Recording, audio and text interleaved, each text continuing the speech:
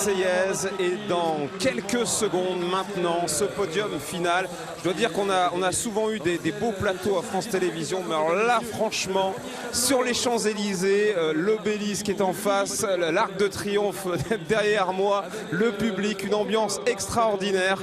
Et maintenant, donc, le protocole, le podium, toute l'équipe est là avec Marion, Thomas, Franck et Alexandre. Je vais céder la parole, évidemment, à Nicolas G et à Laurent Jalabert pour la remise des maillots. Le podium final, c'est à vous. Oui Laurent, pour le dernier podium de cette 105e édition de ce Tour de France 2018 et sans doute le plus beau, vous l'avez dit, sur la plus belle avenue du monde, sur les Champs-Élysées avec l'Arc de Triomphe comme décor. Et puis le champion d'Europe qui est le premier à monter sur ce podium, Laurent. Il aura attendu 21 étapes, mais ça valait le coup pour remporter. Voilà, c'est sans doute cette plus belle étape du Tour de France pour un sprinter. Oui, pour un sprinter, c'est sans aucun doute la plus belle. Hein. C'est la victoire sur les Champs-Élysées, cette avenue majestueuse voilà, qui lui tendait les bras. Il s'est accroché, il a beaucoup douté sûrement, Alexander Kristoff, mais il n'y a pas eu de discussion possible sur la ligne. Hein. Il avait une bonne longueur d'avance sur John Degenkolb et Arnaud Démare. Très beau sprint donc du champion d'Europe. Il retrouve la victoire sur le Tour. Hein. Oui, c'est la troisième fois qu'il gagne. Pardon. Exactement, Laurent, Alexander Kristoff qui aura mis le temps donc pour s'imposer sur ce Tour de France. Il faut aussi dire qu'il restait peu de sprinters puisque Alexandre l'a dit avec vous pendant le direct, Fernando Gaviria, Mark Cavendish, Marcel Kittel notamment avaient abandonné et lui il a eu le mérite de rester. Les absents ont toujours tort et donc Alexander Kristoff, attention en descendant là avec les cales, il faut faire attention même si le tour est terminé. Et donc Alexander Kristoff qui remporte l'une des plus belles victoires de sa carrière, on ne sait pas, mais en tout cas lui qui a un palmarès fourni, mais en tout cas magnifique victoire pour le Norvégien. Ouais, il a quand même gagné un Tour des Flandres, ce garçon. C'est un gaillard. Oui, Alexander Kristoff qui nous rejoint. Ah, on va l'équiper d'une oreillette. Alexander, on le disait avec Laurent, vous avez mis le temps pour remporter une victoire sur ce Tour de France, mais vous remportez sans doute la plus belle. Oui, c'est vraiment la plus belle victoire pour un sprinter. J'ai dû attendre longtemps pour gagner la dernière étape, mais vraiment, gagner sur les champs, c'est fabuleux. Merci beaucoup Alexander, félicitations pour cette très belle victoire. Alors qu'un autre sprinter, mais en même temps c'est plus qu'un sprinter, Peter Sagan, c'est un sprinter, c'est un puncher, il sait tout faire. Et Peter Sagan qui n'a pas été dans le sprint, Laurent, mais on sait pourquoi, parce qu'il a énormément souffert il y a 2 jours, notamment après sa chute. On l'a vu en perdition, mais il s'est battu pour venir, pour ce moment-là, pour porter pour la 6e fois de sa carrière le maillot vert. Il égale le record d'Eric Zabel, 6 fois maillot vert.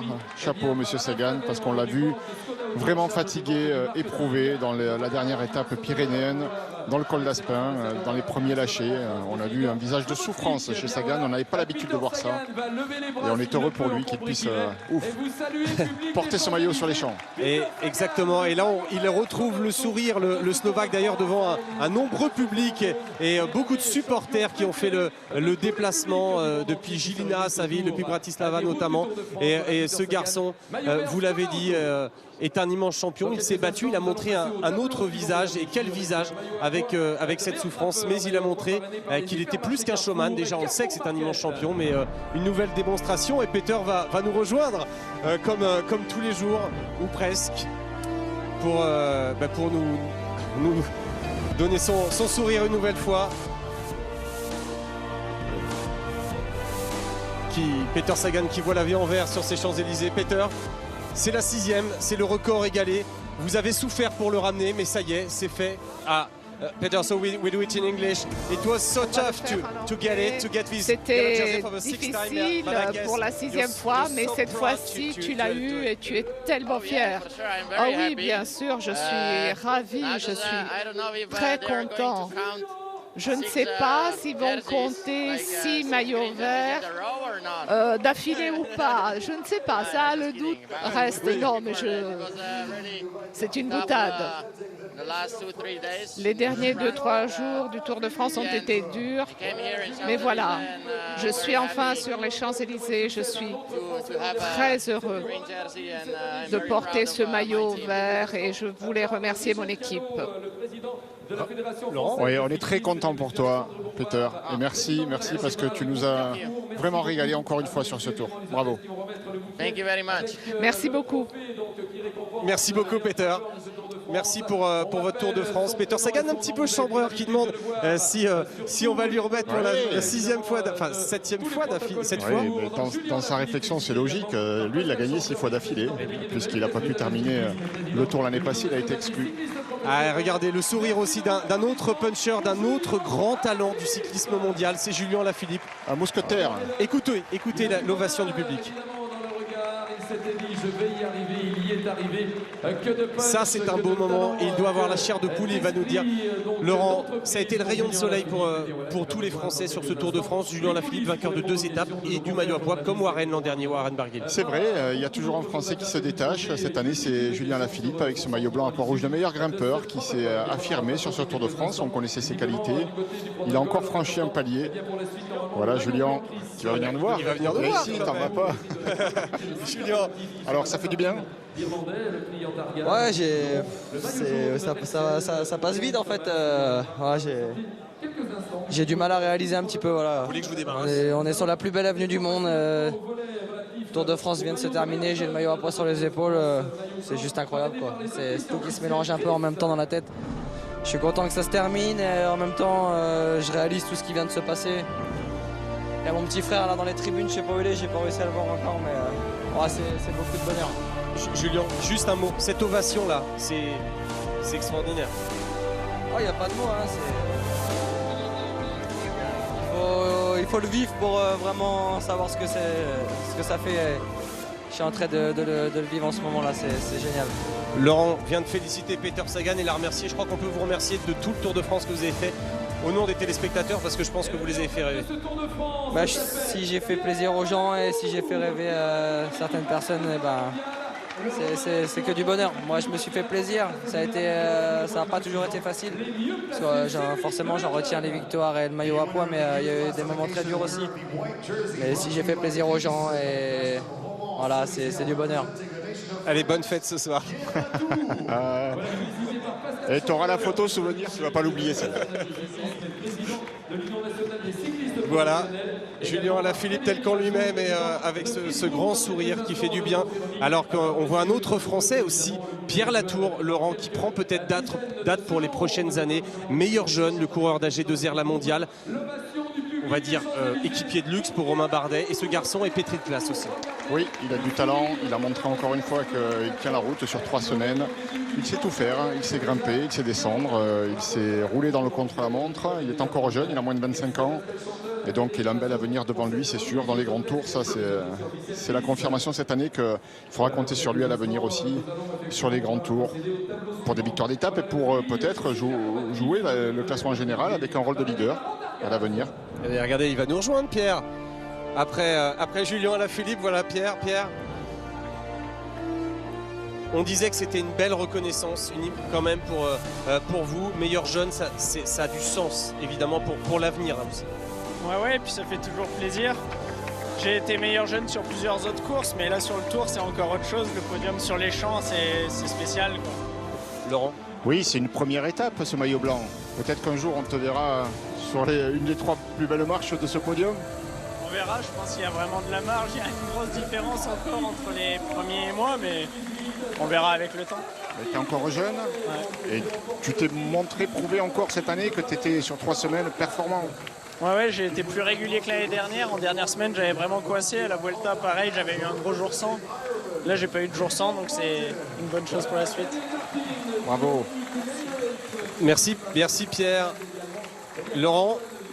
Oui, Pierre Latour, Julien Alaphilippe, Dan Martin là maintenant. Thomas, un podium qui est rythmé, hein, on peut le dire aujourd'hui. Hein. Ah, oui, il est rythmé comme la fin d'étape. C'est vrai qu'on a l'impression que les coureurs ont hâte d'aller faire la fête parce que les autres jours, ils étaient moins pressés après les étapes à venir au podium. Moment de bonheur extraordinaire hein, pour ces 2 garçons, hein, nos 2 Français. Déjà, c'est la première fois, on l'a dit pendant le direct, depuis 1995, qu'on a 2 Français avec un maillot distinctif à la fin du Tour de France sur les Champs-Élysées depuis 1995, avec Laurent Jalabert et Richard Virenque qui avaient ramené le maillot vert et le maillot à pois. C'est pas anodin ce qui s'est passé cette année. Alors c'est vrai que les Français ont peut-être moins gagné d'étapes, mais ils ont été acteurs de la course quand même. Marion ? Non, c'est vrai que ça nous fait plaisir en plus de retrouver une jeune génération avec Julien Alaphilippe qui nous a fait rêver pendant 3 semaines de victoire d'étape, le maillot à pois. Il a été le chercher quand même ce beau maillot. Et puis c'est vrai que Pierre Latour également en blanc, ça montre que l'avenir est quand même assuré côté français. Sa vie va changer à Julien Alaphilippe, Thomas. Sa vie, je sais pas, parce que ce qu'il a fait sur ce tour, il savait qu'il en était capable. Il a beau faire le mec qui est un petit peu qui rêve, il savait très bien qu'il avait les moyens de réaliser ce qu'il a fait. En revanche, j'oublie pas Romain Bardet parce qu'il termine 6e du classement général, une grosse pression sur les épaules. Son équipe n'a pas eu beaucoup de chance depuis le départ. On reverra Romain Bardet sur les routes du Tour de France, notamment l'année prochaine, avec d'autres coureurs et pourquoi pas un Thibaut Pinot qui viendra épauler le cyclisme français au niveau du classement général. Forcément, on attendait beaucoup de lui, Romain Bardet, cette année encore. C'est vrai, on n'oublie pas qu'il a que 27 ans. Guérin Thomas, qui va recevoir son maillot jaune, en a 32, et il gagne son premier Tour de France. Nicolas et Laurent, la consécration pour Guérin Thomas aujourd'hui. Oui, la consécration pour le Gallois. Moment de gloire pour lui, vous le disiez, à 32 ans. Il remporte le premier Tour de France de sa carrière, la plus grande course du monde, après les 4 victoires de Christopher Froome. Et l'accueil du public ici, plutôt fair play, il n'y a pas de sifflet pour accueillir Guérin Thomas et c'est mieux comme ça, Laurent. Bien sûr, c'est un garçon qui a fait son travail, il a plutôt même très bien fait.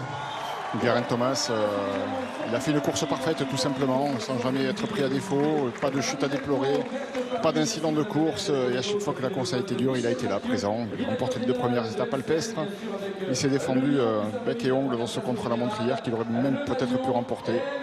Voilà une victoire qui récompense certainement le coureur qui était le meilleur sur ce tour. Et sous les yeux émus de sa femme qui le regarde, au bord des larmes, regardez avec le drapeau gallois. Guérin Thomas, tu le disais tout à l'heure au micro de Rodolphe, qui ne croyait pas et qui n'y croit toujours pas à ce titre. Voilà la femme de Guérin Thomas avec qui il partage ce bonheur. Donc pour la première fois, il remporte le Tour de France. La 6e victoire pour l'équipe Sky, Laurent, il ne faut pas l'oublier, après Bradley Wiggins et après avec 3 coureurs, avec 3 coureurs différents, c'est ça qui est énorme. 6 victoires d'affilée avec 3 coureurs différents. Guérin Thomas qui va nous rejoindre, Laurent, avec le maillot gallois. Alors il va nous rejoindre un peu plus tard, en tout cas. Voilà Guérin Thomas qui a vécu la consécration à l'instant.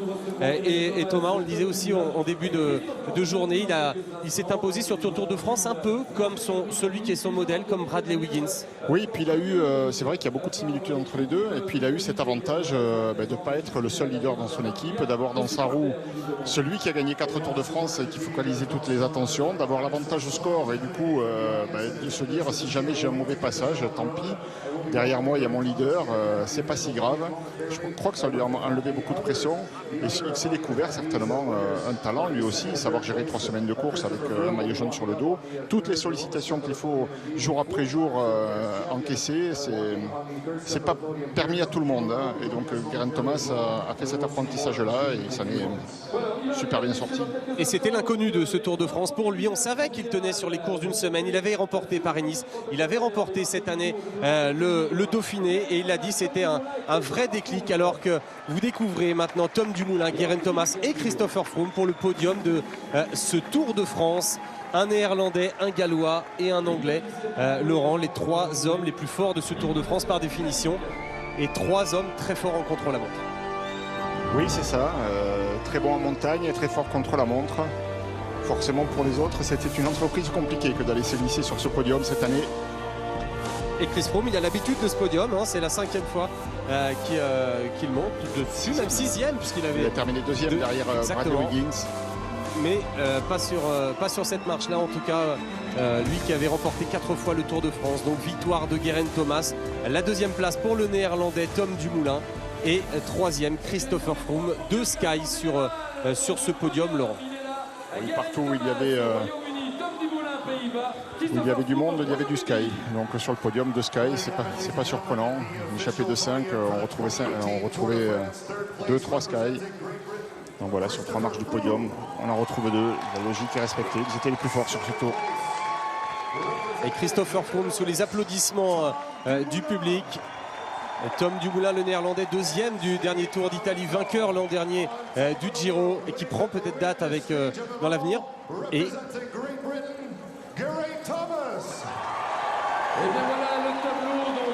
l'accueil triomphal pour Geraint Thomas, très ému, Laurent, évidemment on comprend parce que c'est le plus beau jour de sa vie.